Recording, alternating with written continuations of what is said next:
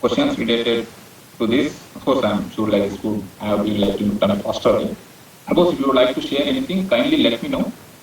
If there are any questions that you would require to ask, so I will just try to answer it.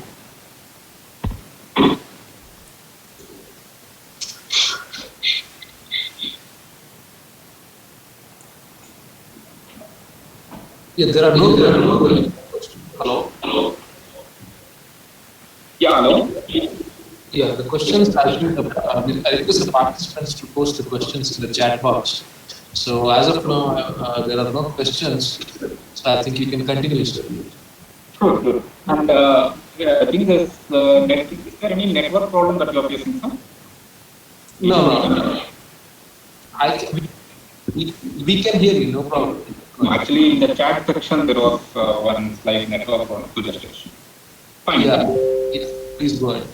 Any such errors, can you let me know? Okay, now we are talking about a phase where let's see how we saw it in the industry points. Like in the industry, okay, aerospace industry has around like 30% growth. Healthcare segment has around 20% growth, and in automotive segment, it will be used for a very huge level. But why? Why is 3D printing being considered as such a huge thing? Because we all know that like okay, 3D printing can manufacture parts, but how does it manufacture? What are the things that can manufacture? So we just see a brief analysis of the reason why 3D printing is required either to industry or to academy. The major thing is like because of the current age that we are currently in. Means we are currently into an age which is completely of specialization. Means no longer we are satisfied with the same product. Suppose if we previously add a small bike, then our next project would be go for a one level higher to that. Or suppose if we are traveling from one destination to other destination, we will actually choose different projects. We can either travel through flight or through train or through our own vehicle, or maybe we can choose some other alternatives. So an example would be something like this. So here we are talking about an example where, let's go back some 15 years back, where if you even say like as a taxi, so all the taxi would be exactly same. But now, as you know, there are different versions. If we are going to travel alone, we can go for the micro version. If we are going to travel with family, we can go for the prime version. Or if we are going to travel with some extra group, we can actually go for the SUV version. So for each our needs, we have different process. So when we are talking about a taxi service, there are so much of options. Now, when you are talking about industry perspective, we will be actually be having a lot more other options. So now let's say we are talking about like we need a new design for some automotive part, or we need a new car which is completely of like different design. So if we are following the old process, so every new vehicle to come out, it might actually take a very longer time. But with the help of this 3D printing, so every automotive and every aerospace companies are, let's consider a two-wheeler company, they are able to come out with a new product at almost 50% faster rate. The reason being, they are able to finalize their design faster. That means we'll see later. Okay. So this is the thing where we have two different processes for manufacturing of any parts. Either it's an old way or it's a new way. Let's consider any example. Let's consider the surrounding what we have next to us. Okay, let's consider a water bottle. So if somebody wants to manufacture a water bottle, so you can go for the old process where you can actually take out two metal molds and actually go for the blow molding process. You can do the entire process and you can see how the part looks like. But just to see how the part looks like, if he is going through all the trouble, it's going to take him somewhere close to around like 4 to 5 months. It's going to cost him more than 1 lakh. But instead, with the help of 3D printer, you can actually 3D print that entire bottle for a span of 100 or 200 rupees, and maybe in some 2 to 3 hours. So there, the old way where it was taking us around like 2 to 3 months, in the new way, which is a 3D printing process, it can be done in 2 to 3 hours. And even the cost, which might have been gone more than 1 lakh, it might be done in 100, 200 rupees. But of course, like if you are asking me like, can that bottle be directly used for end use? 3D printing, what we are talking about right now is not for that stage. We are talking about a stage where the conceptualization stage, of course, there are 3D printers, there are materials which can be used as the end product. which we will discuss later. But as of now, if you are seeing about the process of old way of manufacturing and new way, each and every product that can be manufactured to many different processes. It is just like if you are traveling from destination A to destination B, there are somewhere close to around like 4 to 5 different travel paths. We can choose either any of the paths so that we will reach the same destination. But the thing is like if our main intention is that we have to reach there at a faster rate, we have to reach there at a particular time frame. So we will be choosing the faster. So that is what all the industries are currently doing. They are choosing the faster way which they can achieve their goal. So what you see on the screen is actually a simple example of any manufacturing plant. So any production plant would be something like this, where if you consider an example where the first block would be something where actually the product comes in.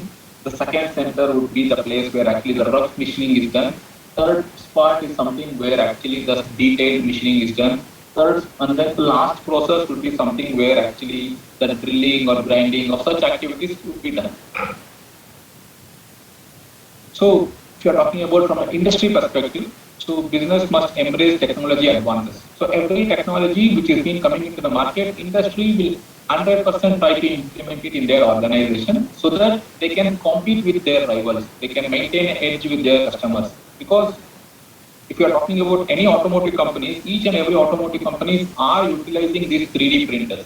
Because now let's say there are 10 organizations, 9 companies are utilizing 3D printers, and if one company decides they don't want this, they will go with their old process, they will be the one who will be suffering. It might be that they might not achieve their target goals, their prototyping cost will be too higher, they are launching products every 6 months once, but their competition is launching products every 4 months once. The reason we are in this 2 months gap is because they have implemented to the new technology, where 3D printing plays a very major role. So that is the reason why every industry prefers to have a 3D printer in their organization. So now what, as a university, what can we do? So even we must adapt to the technologies so that the students can come out with a workforce so that they will be ready for the industry. Because of course now recently the entire education portfolio has been completely changed. And I believe like every one of us can agree that it was very much essential because we are still almost some 20 years ago, we are still following the same education system which might not be up to date with the current technology. So, but as a education or as a university, we must always be updated about the current trends. So now I just go back to the basics of like, why do we keep on telling printing? Okay, when we say printing, we can say, okay, it's a photocopier. So a Xerox machine, or maybe it gives us a 3-dimensional or a 3D picture, or might be even a newspaper printing. So all these terms are called printing, but here it's all related to 2D printing. But what we are talking about is 3D printing, which means that we are talking something like what you can see on the screen, we are going to get a physical object. So which is something in this process. Now let's say as a designer or as a professor or maybe as a lecturer, so you might have designed something on your screen using some of the 3D CAD softwares which are like completely free for the educational versions. It might be like Inventor software or might be something from the Solidate software. So once you have designed it, so the next step would be like whatever is getting designed, it has to be manufactured somewhere. So that would be the main scenario, because if you consider any industry, suppose if the company is hiring some designer, so their main intention would be that whatever the designer is designing, it will be manufactured somewhere. It might be a case where the product is designed in Bangalore, but it might be manufactured in Germany. But at the end, it will be manufactured. So what we are going to consider is, we are always going to consider a process where design for manufacturing means every product is going to be designed. It has to be in such a way that it is manufacturable. But when we are talking about 3D printing, what we can consider is, no matter how complex geometry you are going to print, we can actually do it. Like for example, we don't have to worry about the undercurves, we don't have to worry about the circular holes moving in zigzag direction. Any complexity, the model might be of any complexity, it can be 3D printed. That is one advantage which none of the traditional manufacturing process has. So this is one of the process why aerospace has got a very huge boom in terms of like 3D printing. The reason being, whenever you're talking about any aerospace part, so they want to manufacture a part in such a way that it's lighter in weight, but it's more functional. So, in order to make the part lighter in weight, they'll have to use particular grades of material. That's one thing. Second thing would be like they would have to go with the design, which is a completely new version of design. But when in the aerospace company they make such a complex design, cannot be manufactured.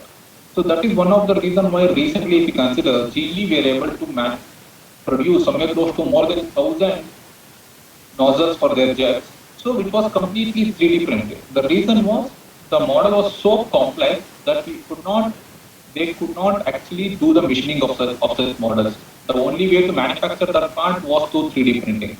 So now if you go to an example of like, once you have designed it on your screen, so you will be getting a CAD model. So that CAD model, you will be saving it in your desktop, like maybe a .html file, or it might be even through any of your native CAD file. And then before actually the manufacturing is done, whatever designing is done, a program has to be generated. Let's say in CNC machining or lathe machining, you put like G-code file. For 3D printing, you have to do the slicing program. So we are having many such software where actually the slicing are being performed. So in today's, I will just give you a brief overview of one of the software. So now let's say this entire CAD model is sent into that software, which is actually a slicing software, and then we operate for some 2 to 3 minutes on that, and then we click on the print command. So that actually model is printed, we get a physical part of a gear.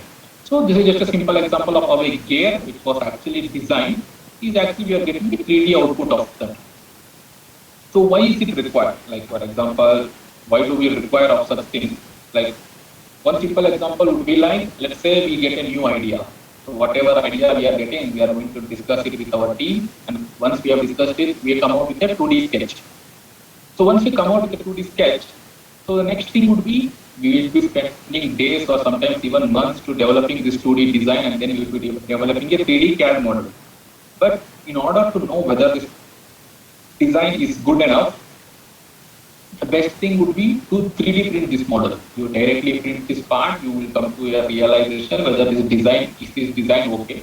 So here is one such example where a model was designed, and then once they printed the 3D printed part of that, they improved few of the aspects, and then finally they ended up with this design. So that all these iterations can be done at a much faster rate compared to the traditional process. So if you want to see the comparison view, so traditional are nothing but subtractive manufacturing process, which are currently being in use, like from CNC machining to lathe machining to milling to drilling, grinding.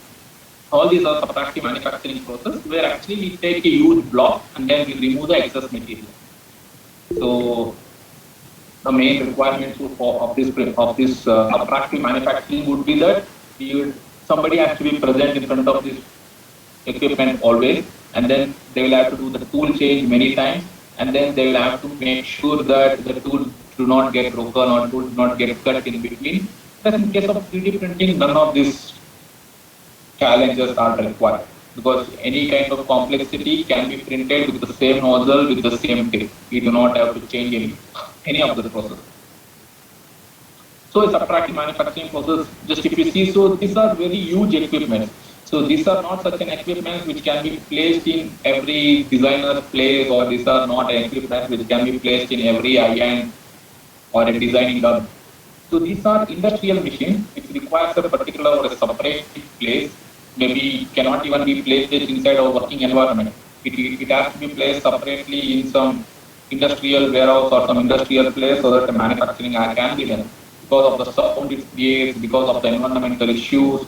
So there are a lot of things that we'll have to consider whenever we are going for the correct process. And of course, one thing that we cannot neglect is the wastage coming out of it. So now, usually, as a general trend, we can say it as like, in the current manufacturing process, 80% of the material is completely waste. Only the 20% of the product is what we will be utilizing. Now, for example, if you see in the machine that is happening, so there is a huge block, and then we are removing the excess of material from it. So which means that we are removing almost close to 80% of the material, and only 20% of the material will be remaining, which is our required thing.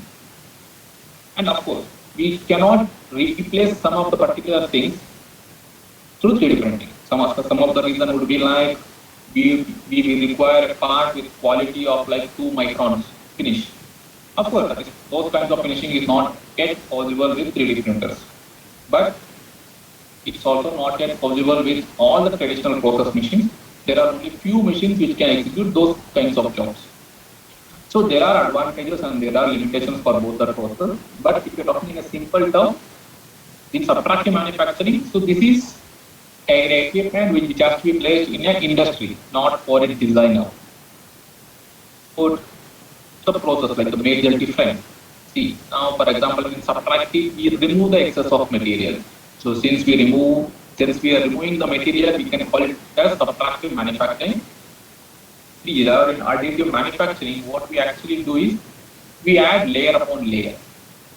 So it can either be 100 layers or 200 layers, but the end result would be something same. So just play back again. So in subtractive, we remove the excess of material, whereas in case of additive, we add layer upon layer, so that at the end we require the same product. But if you're talking about the major difference, in order to get this done through traditional subtractive process, as a simple triangle, you can take some hexa plate, just cut it out. But if you're talking about any of the complex geometries, it could take somewhere close to around like 1 or 2 weeks.